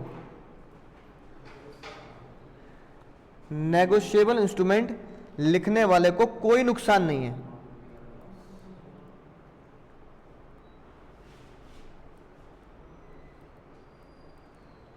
जिसने नेगोशिएबल इंस्ट्रूमेंट लिखा है ना, राइट, उसके लिखने वाले को कोई नुकसान नहीं है, even if you don't ask for payment, even if you don't ask for payment. ठीक है, यानी जिसने चेक बनाया या जिसने बिल बनाया, अगर तुम उसे पेमेंट के लिए कहो भी ना, राइट, तो उसे फिर भी कोई नुकसान नहीं होने वाला। यानी कि पेमेंट की अमाउंट बहुत छोटी होगी, हो सकता है कि तुम उसे बोलो ही ना पेमेंट करने के लिए, ठीक है ना, राइट। यानी ड्रॉअर को, मेकर को उसे प्रेजेंट भी ना करो तो किसी पार्टी को नुकसान नहीं। अब आया पॉइंट नंबर सी, स्टार लगा के जो लिख रखा है, इसको लिखेंगे, ये बड़ा गंभीर पॉइंट है। अब इसको ध्यान समझना क्या लिखी है बात, क्योंकि इसकी लैंग्वेज थोड़ी सी टेढ़ी मेढ़ी है लॉ के अंदर। अब लॉ में जो लैंग्वेज लिखी है वो बाद में पढ़ेंगे, पहले पढ़ लेते हैं कि इसका रिजल्ट क्या है। पॉइंट नंबर सी की बात कर रहे हैं हम, है ना। पॉइंट नंबर सी में लिखो, अगर after the due date, due date निकल गई भाई, बिल की ड्यू डेट निकल गई, मैच्योरिटी डेट भी निकल गई, मान लो तुमने मैच्योरिटी डेट भी निकाल दी, है ना। पर्सन जिसे पेमेंट देनी है, पर्सन जिसे पेमेंट देनी है ना, उसने बिना मांगे, यानी उसने बिल को मांगे बिना, बिल की प्रेजेंट के, बिल को प्रेजेंट करे बिना, जिसने पेमेंट देनी है उसने बिना मांगे, बिना मांगे का मतलब क्या हुआ, बिना बिल को प्रेजेंट किए, बिना बिल को, है ना, उसने बिना मांगे यानी बिना प्रेजेंट किए क्या किया, या तो तुम्हें पेमेंट कर दी, मतलब तुमने बिल प्रेजेंट नहीं किया, प्रेजेंट कर, ड्यू डेट तो आ गई, ड्यू डेट पे तुम उसके पास पेमेंट के लिए पहुंचे नहीं, पर उसने तुम्हें ऑनलाइन पेमेंट कर दी। कैसी पेमेंट कर दी, तुमने कहा तुम, यानी कि पैसा देने वाला बहुत ईमानदार निकला, पैसा देने वाला कह रहा है भाई तू छोड़ प्रेजेंटमेंट की, मैं तेरे को पेमेंट कर देता हूं, इतना ईमानदार निकला। तो उसने बिना प्रेजेंटमेंट मांगे क्या कर दिया, तुम्हें पेमेंट कर दी, पे सम और फुल मनी, है ना। तो अब प्रेजेंट करने की जरूरत क्या, जब उसने पेमेंट करनी शुरू कर दी तुम्हें, है कि नहीं बात। या उसने बिल को बिना मांगे, बिना प्रेजेंट किए तुम्हें प्रॉमिस कर दिया कि भाई पेमेंट जरूर करूंगा, प्रॉमिस टू पे, बहुत बढ़िया बात है ना। या फिर तीसरी खतरनाक बात, पेमेंट देने वाले के पास एक राइट होता है, पेमेंट देने वाले के पास एक राइट होता है कि वो सामने वाले से बोल सकता है कि भाई तुझे जब तक पैसे नहीं दूंगा जब तक तू मुझे पेमेंट नहीं देगा। उसने अपना ये राइट गिव अप कर दिया। समझो बात को? पेमेंट देने वाले को एक राइट देता है नेगोशिएबल इंस्ट्रूमेंट कि पेमेंट, पैसा देने वाला जब तक पैसे नहीं दे, जब तक सामने वाला क्या ना करे, मांगे ना, है कि नहीं बात? इसे बोलते हैं right of the presentment. Do not give the money until the bill, until the negotiable instrument is presented. जब तक तुम दिखाओगे नहीं ना, प्रेजेंट नहीं कर सकते, तो तुम पैसे नहीं देंगे। अब बैंक पता तुम्हें पैसे कब देगा? जब तुम बैंक को दिखाओगे ना, ठीक है? तो यही बात है, बैंक कह रहा है भाई ऐसे कैसे पैसे दे दूंगा, पहले तू चेक लेके आ, चेक मुझे दिखा, फिर मैं क्या कर दूंगा, चेक की पेमेंट कर दूंगा। ये उसका राइट है, ये उसका राइट है कि बैंक वाला कहेगा भाई जब तक तुम पैसे चेक लेके नहीं आओगे जब तक मैं तुम्हें पेमेंट नहीं दूंगा। बैंक के काउंटर पे जाके बोल दो भैया मेरा खाता है, उनने चेक किया, हाँ भाई हमको वाला खाता है ना, भैया मेरे खाते में कुछ पड़े हैं पैसे, कह रहा हाँ जी पड़े हैं भैया, उसमें से 20,000 दे दो, दे देगा वो? कहा 20,000 दे दो मतलब भैया पैसे दे दो ना, मेरे ही तो है, दे दो 20,000, दे देगा वो क्या बोलेगा? नशे में मत रहे, वो सूखा नशा, होश में आ जा, पैसे कैसे मेरे, मैं कह रहा हूं मेरे खाते में से मेरे पैसे क्यों नहीं दे रहे? तो भी वो क्या बोलेगा, तो भी बैंक क्या बोलेगा? पहले क्या दिखाओ, पहले चेक काट के सबूत दो कि तुमने पैसे निकाले हैं। यानी उसका राइट है कि बिना प्रेजेंटमेंट ऑफ नेगोशिएबल इंस्ट्रूमेंट के वो पैसे, तुम्हारे ही पैसे तुम्हें देने से मना कर सकता है, ठीक है? अब उसने ये राइट क्या कर दिया, गिव अप कर दिया। तो तीसरा पॉइंट यही है, ठीक है ना? गिव अप, समझना इस लाइन को, बहुत इंपॉर्टेंट है ये। गिव अप द राइट, बताओ कौन सा right? Give up the right to complaint. क्या कंप्लेंट कर सकता है? कि देने वाला कंप्लेंट नहीं करेगा कि मुझे से पूछा नहीं गया पैसे के लिए, है ना, right? Give the right to complaint, यानी कि हिंदी में लिख सकते हैं क्या कंप्लेंट, कि देने वाला कंप्लेंट नहीं करेगा। देने वाला कभी भी ये नहीं बोलेगा, देने वाला कंप्लेंट नहीं करेगा, पेन को क्या हो गया, देने वाला कंप्लेंट नहीं करेगा कि पेमेंट के लिए मुझसे पूछा नहीं, कि पैसे के लिए या पेमेंट के लिए मुझसे पूछा नहीं।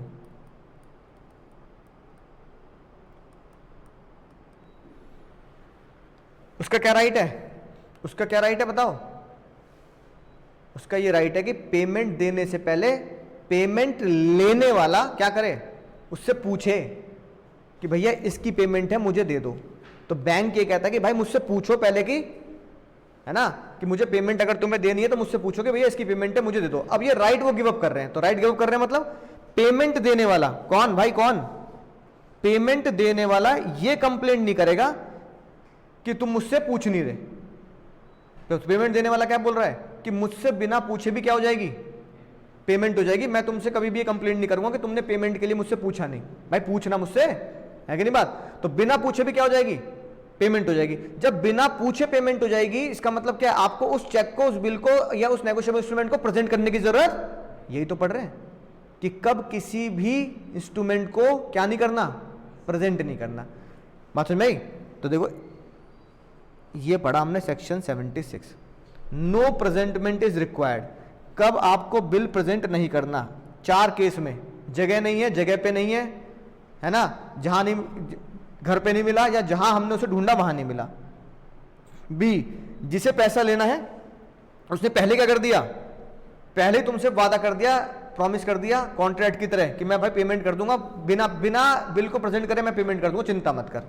30 डी पॉइंट, नेगोशिएबल इंस्ट्रूमेंट जिसने लिखा है, अगर तुम बिल को प्रेजेंट भी ना करो तो नेगोशिएबल इंस्ट्रूमेंट लिखने वाले को कोई नुकसान नहीं है अगर उसके बिल को पेमेंट, है ना, if you don't ask for the payment, अगर तुम उसको पेमेंट के लिए पूछोगे नहीं तो उसको कोई क्या नहीं है सर, नुकसान नहीं है। सी पॉइंट बहुत इंपॉर्टेंट है, सी पॉइंट। सी पॉइंट कहता है कि बिना, इफ अगर ड्यू डेट निकल गई, ड्यू डेट निकलने के बाद तुम्हें पैसा चाहिए तो ड्यू डेट पे, मैच्योरिटी डेट पे तुम्हें क्या करना चाहिए, प्रेजेंट करना चाहिए। ड्यू डेट, मैच्योरिटी डेट निकलने के बाद, है ना, जिसने पेमेंट देनी है, किसने बोलो, जिसे पेमेंट देनी है वो ये कह रहा है कि मैं तेरे को थोड़ा पैसा दे रहा हूं, रख ले, बहुत बड़े दिल का इंसान है, तो क्या होगा, प्रेजेंट करने की जरूरत नहीं है। वो प्रॉमिस टू पे कर रहा है तो उस बिल को प्रेजेंट करने की जरूरत नहीं है। जिसको पेमेंट देनी है उसका राइट होता है कि उससे पूछा जाए पेमेंट के लिए। उसका क्या राइट होता है? उससे पूछा जाए पेमेंट के लिए। तो उसने क्या राइट गिव अप कर दिया? उससे राइट गिव अप कर दिया कि पेमेंट के लिए उससे पूछा जाए। तो वो ये राइट गिव अप कर रहा है कि पेमेंट के लिए मुझसे पूछा नहीं गया है ना। तो ये राइट गिव अप कर रहा है कि भाई मैं कभी भी इस बात की कंप्लेंट नहीं करूंगा कि मुझे क्या नहीं किया गया है, मुझे पेमेंट के लिए पूछा नहीं गया है।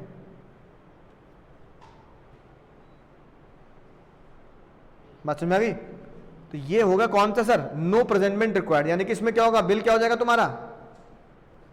डिसऑनर कहला जाएगा, यानी एक तरीके से उसको प्रेजेंट करने की जरूरत नहीं है। तो ये था 76, बिल्कुल ध्यान से पढ़ेंगे। बताओ कोई पॉइंट पूछना है इसमें? याद हो जाएगी बात? तो ऐसे कौन से 4 केस हो गए? कितने केस हो गए सर? 4 केस हो गए 76 के हिसाब से, जिसमें क्या नहीं करना, जिसमें आपको अपने ही नेगोशिएबल इंस्ट्रूमेंट को सामने वाले को दिखाना नहीं है। प्रेजेंटमेंट इज एक्सक्यूज, प्रेजेंटमेंट की रिक्वायरमेंट नहीं है। ए पॉइंट समझिए, जगह वाली बात। ए पॉइंट किसके लिए बात करता है सर? प्लेस, कहीं नहीं पाया गया वो। बी पॉइंट किसकी बात करता है? वादा, जिसको पेमेंट देनी है वो कह रहा है पेमेंट दे दूंगा, चिंता मत कर, बिना प्रेजेंटमेंट के। डी पॉइंट किसकी बात करता है? जिसने भी नेगोशिएबल इंस्ट्रूमेंट लिखा, जैसे मैंने बिल ड्रॉ किया कि मुझे पेमेंट दे दे, है ना, तो जो लिखने वाला है उसको कोई नुकसान नहीं है, even if you don't ask for payment. ठीक है, राइट? तो उसको कोई नुकसान होने वाला नहीं है। सी पॉइंट क्या है?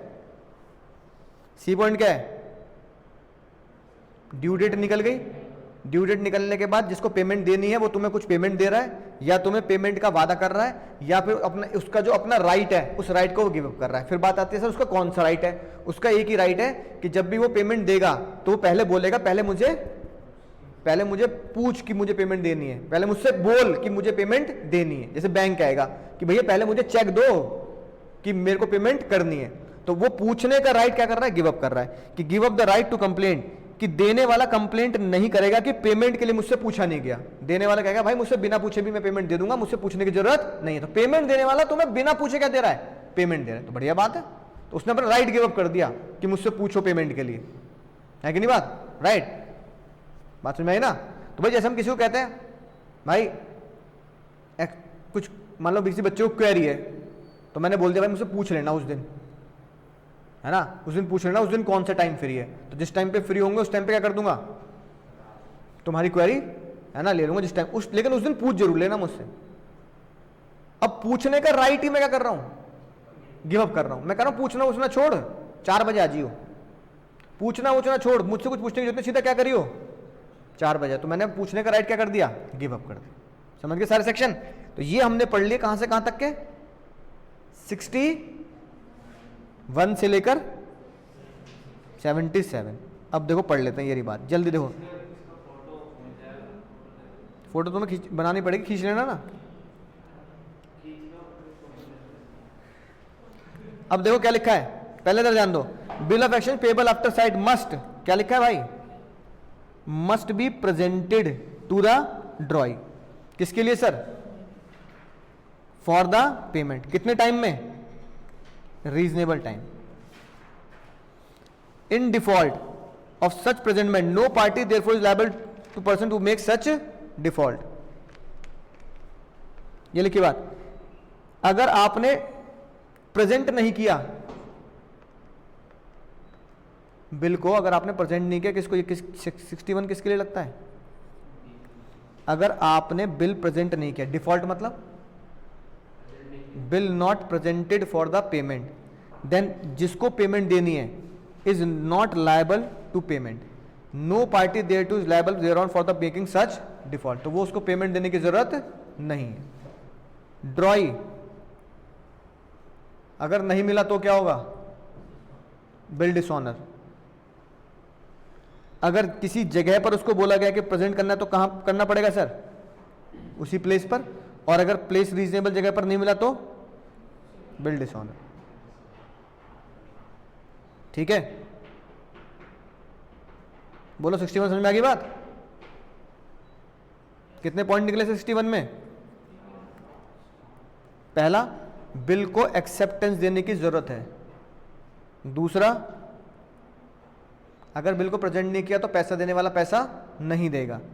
तीसरा, अगर बिल जिसको प्रेजेंट करना है वो रीजनेबल सर्च के बाद भी नहीं मिला तो 76 में हमने ये बात पढ़ ली थी, वो कि बिल क्या माना जाएगा, डिसऑनर माना जाएगा।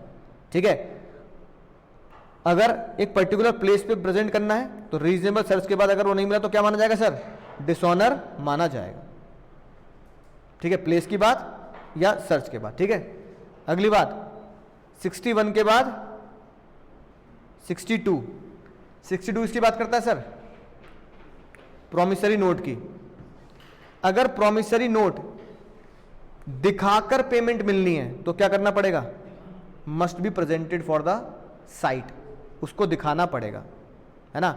If he can after the reasonable search be found by the person tender to demand the payment within reasonable time after it is made, तो आपको रीजनेबल टाइम में दिखाना पड़ेगा अगर वो बंदा आपको मिल जाता है तो। 63, कितना समय मिलेगा एक्सेप्ट करने के लिए, 48 आवर। 61 के साथ पढ़ लिया। प्रेजेंटमेंट फॉर पेमेंट सेक्शन 64 क्या बोलता है कि आपको क्या करना है, आपको बिल को प्रेजेंट करना पड़ेगा अगर आपको पेमेंट लेनी है, आपको बिल को क्या करना पड़ेगा, प्रेजेंट करना पड़ेगा, प्रेजेंट फॉर द पेमेंट। ठीक है ना। In default the other party दे टू are not liable to such holder, है ना। एक्सेप्शन सुनना ध्यान से,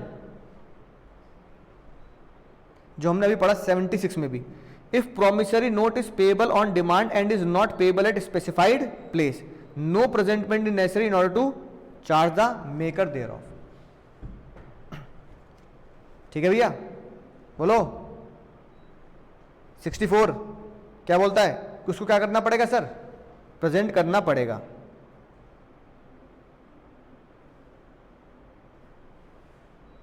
ठीक है, अगर प्रेजेंट नहीं किया, बिल्कुल सेम जो 62 में लिखी थी बात, पैसा देने वाली पार्टी लायबल नहीं है पैसा देने के। ठीक है ना, बोलो।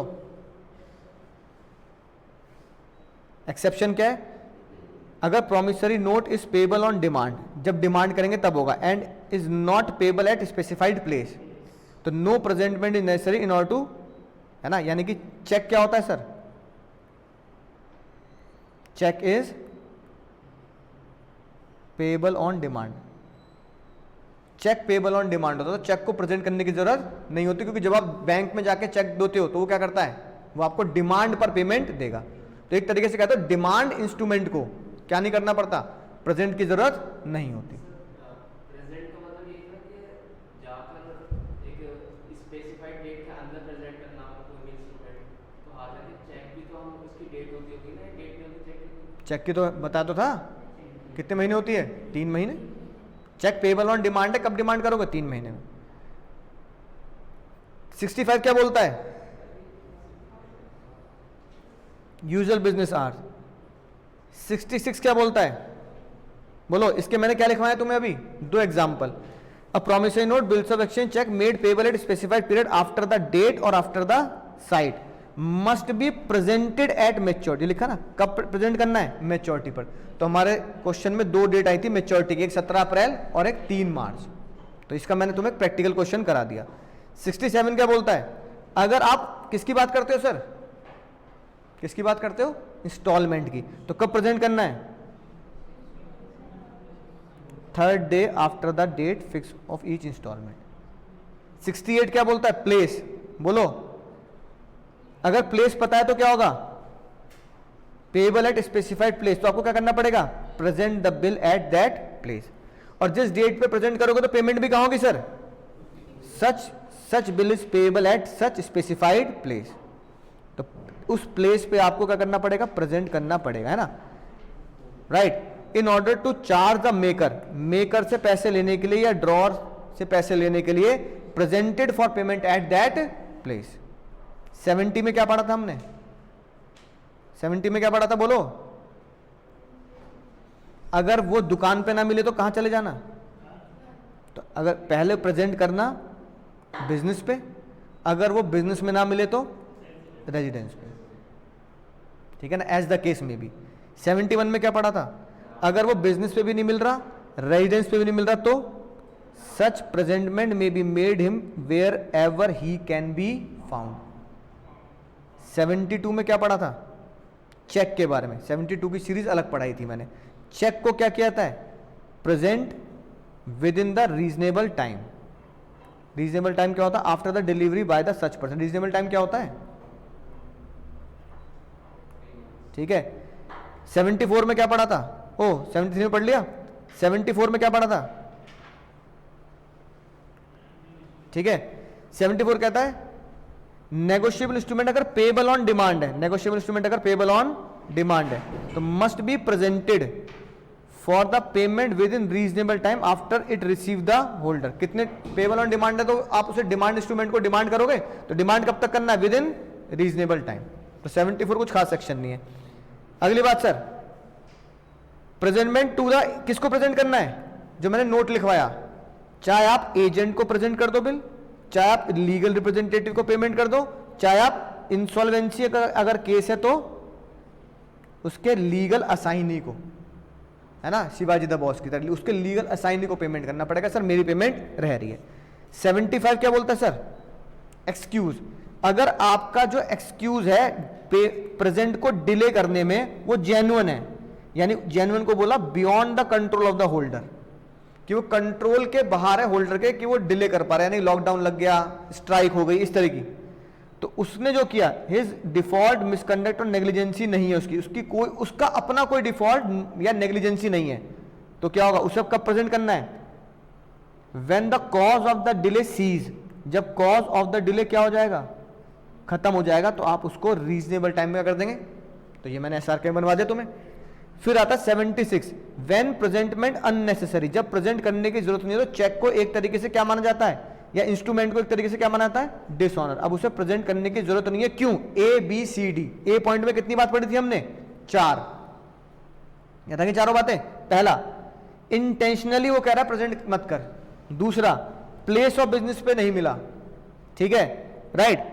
यूजुअल बिजनेस आवर में भी गया तब भी वो नहीं मिला। जिसको ऑथराइज कर रखा था वो भी नहीं मिला, यानी उसने कहा था यहां मेरा एजेंट मिलेगा, उसका एजेंट भी नहीं मिला। और जहां जहां उसको ढूंढा जा सकता था उन सब जगह पर ढूंढ कर भी वो नहीं पाया गया। तो इसका मतलब अब उस बिल को प्रेजेंट करना अनिवार्य नहीं रहा है। अब आप सीधा उसको डिसऑनर मान के क्या कर सकते हैं? डिसऑनर की कार्रवाई शुरू कर सकते हैं, जो लास्ट लेक्चर में हमने पढ़ी थी। Be, as against the party sought to be charged. अब देखना इसकी लाइन बड़ी खतरनाक है। he has engaged to pay notwithstanding non payment। इसका मतलब क्या हुआ? notwithstanding non presentment। इसका मतलब पैसा देने वाला, जिससे तुम्हें पैसा, चार्ज मतलब जिससे तुम्हें पैसा लेना है, इफ ही एंगेज टू पे, वो तुम्हें पेमेंट कर रहा है, not with standing non presentment. Not with standing मतलब यानी इस बात को नकारते हुए कि वो प्रेजेंट करने की जरूरत नहीं है। नॉट विद स्टैंडिंग हम पढ़ते हैं ना, not with standing anything contain, कि वहां जो बात लिखी है उसको ध्यान मत देना। तो notwithstanding non presentment, कि प्रेजेंट करने की जरूरत नहीं है, वही तो लिखवाया मैंने। बी पॉइंट पढ़ना, मैंने हिंदी में क्या लिखवाया? बी पॉइंट क्या लिखवाया हिंदी में? जिससे पैसा लेना है, जिससे पैसे लेना उसे बोलते हैं जिसको चार्ज करना है। चार्ज मतलब जिस बंदे से पैसा लेना है। तो जिस बंदे से पैसा लेना है उसने पहले ही बोल दिया कि मैं तुझे पैसा दे दूंगा, तुझे बिल प्रेजेंट करने की जरूरत नहीं है। तो notwithstanding non presentment मतलब बिल को प्रेजेंट करने की जरूरत नहीं। मैं तुझे एग्री टू पे, एंगेज मतलब एग्री, यानी कि as against the party sought to be charged. Party मतलब वो बंदा जिससे पैसा लेना है, जिससे पैसा लेना है। As against the party, party कौन हुई? जिससे पैसा लेना है। एक ऐसी पार्टी जिसको चार्ज करना है, यानी एक पार्टी जिससे पैसा लेना है वो एग्री करती है तुम्हें पेमेंट करने के लिए, एग्री टू पे। एक पार्टी जिससे पैसा लेना है वो एग्री करती है तुम्हें पेमेंट करने के लिए, not with standing non presentment, कि प्रेजेंट करे बिना ही, बिल को प्रेजेंट करे बिना ही मैं क्या कर दूंगा? एग्री टू पे करता हूं। बात समझ में आ गई? तो इसको थोड़ी सी लीगल लैंग्वेज को याद करना पड़ेगा। As against the party sought to be charged, जिससे पैसे लेना है ना, उसने एग्री टू पेमेंट कर दिया है मुझे, नॉट स्टैंडिंग एनीथिंग, है ना, not standing non presentment. D point क्या है? एज अगेंस्ट द ड्रॉअर, जिसने कोई प्रोमिसरी नोट बनाया है, the drawer could not suffer damages from the want of such payment. यानी कि जिसने नेगोशिएबल इंस्ट्रूमेंट लिखा है वो ड्रॉअर, तो ड्रॉअर को कोई नुकसान नहीं है if you don't ask for the payment, right. Drawer could not suffer damages, drawer को डैमेजेस नहीं लगेंगे, कोई भी उसे नुकसान नहीं होगा from the want of such presentment, ठीक है, राइट। तो लिखने वाले को कोई भी नुकसान नहीं है if you don't ask for the payment. C point देखो क्या लिखा है, जो सबसे खतरनाक पॉइंट है। एज अगेंस्ट द पार्टी, क्या वर्ड लिखा है? आफ्टर मैच्योरिटी, यानी कि मैच्योरिटी डेट आ चुकी है। मैच्योरिटी डेट निकल गई 3 मार्च या 17 अप्रैल निकल गई।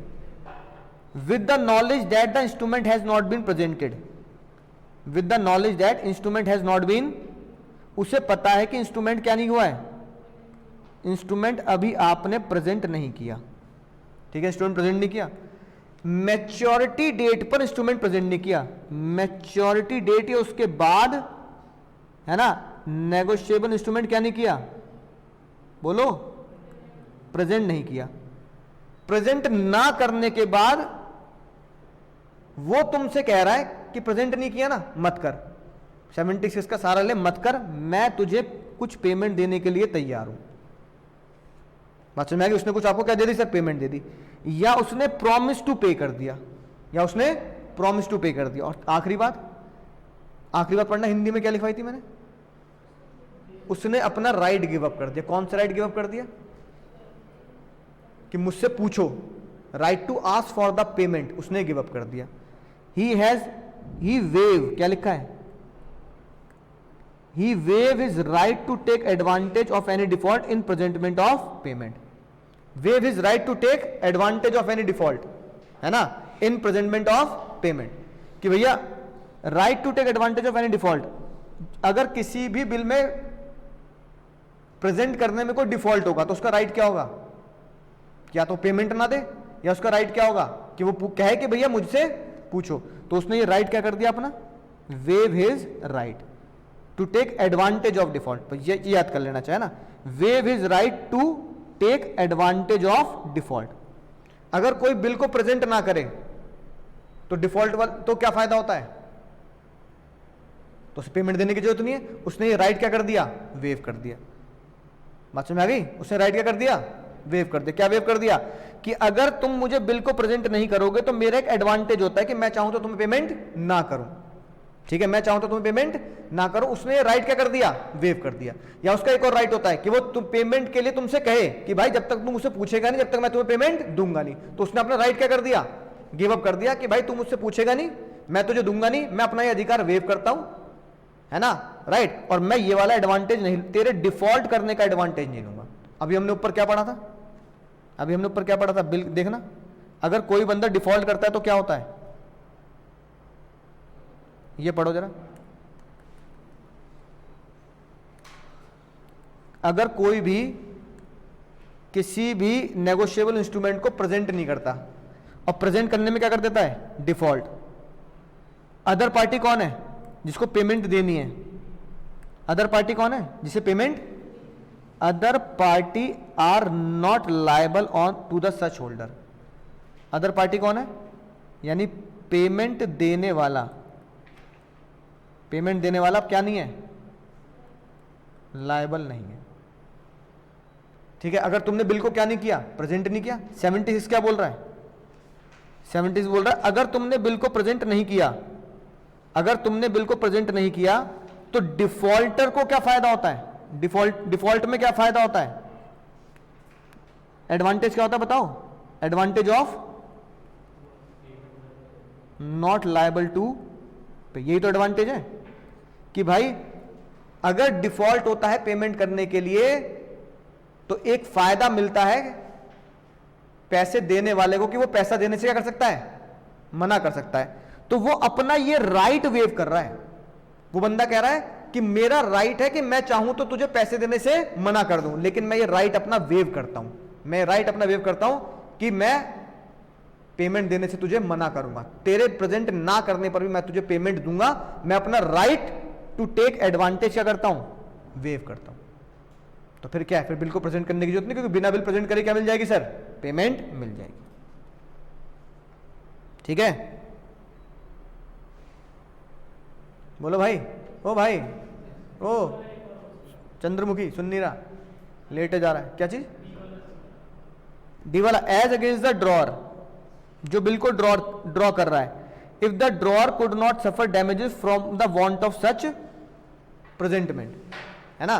इसका मतलब क्या है, जो नेगोशिएबल जिसने ड्रॉ किया है, ड्रॉर या मेकर, या मान लो जैसे प्रोमिसरी नोट, है ना, वो कह रहा है नेगोशिएबल इंस्ट्रूमेंट लिखने वाले को कोई नुकसान नहीं है if you don't ask for the, है ना, payment.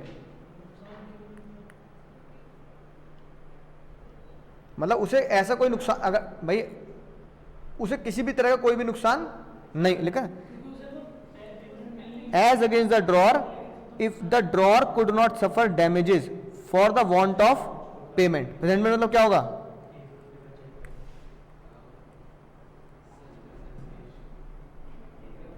Not suffer damages for the want of such payment, है ना। यानी कि ड्रॉर लिखने वाले को कोई भी नुकसान नहीं है if you don't ask for the payment, मतलब उसे कोई नुकसान नहीं होएगा। क्या मतलब है इसका, हाँ भाई, as against the drawer, drawer कौन है, जो बिल बनाता है, यानी जिसने बिल बनाया होगा कि भाई इसे एक्सेप्ट कर ले, या जिसने प्रोमिसरी नोट बनाया होगा, या जिसने चेक बनाया होगा, है ना, right. If the drawer could not suffer any damages, उसको कोई भी नुकसान नहीं होगा अगर तुम उसको, अगर उसको प्रेजेंट ना करो, मतलब हाँ, चेक मान लो भाई, एज अगेंस्ट द, जिसने चेक ड्रॉ किया, ड्रॉर कौन होता है, पहले तो ड्रॉर कौन होता है, जो बिल ड्रॉ करता है, और ड्रॉर ही पेई भी हो सकता है कई बार तो, और चेक के केस में ड्रॉर कौन होगा, जो चेक लिखता है ना।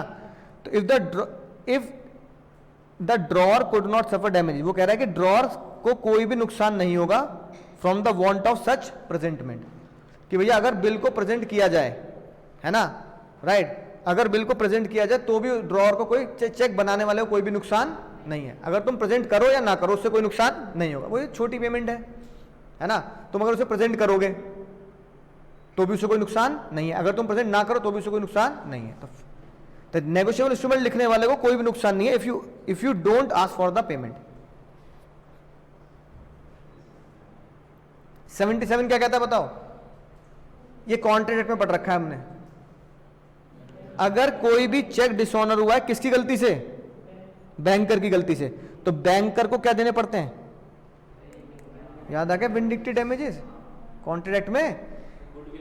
हाँ, बैंकर की नेग्लिजेंसी की वजह से चेक डिसऑनर हो गया, he must compensate the holder for the loss. किसी गलती है, बैंक की। When the bill of exchange accepted,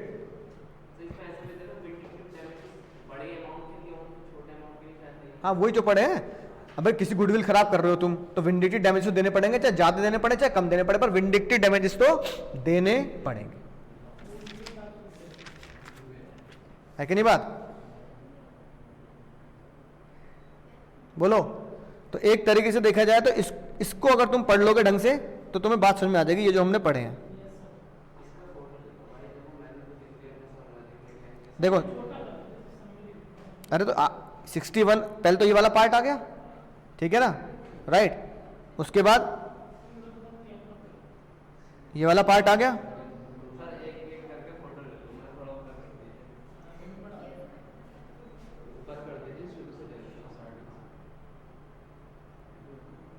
ये हो गया पार्ट 1, एक तो ये बनाना, ठीक है। अब आ गया हमारा, बाद में लेना, पहले मैं बता रहा हूँ, बाद में लेना फोटो, कोई बात नहीं, यही है, यही है। अभी लेना बाद में ना।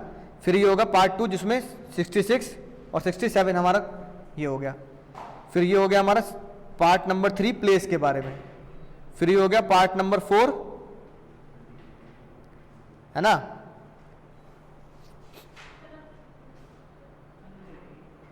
चेक के बारे में।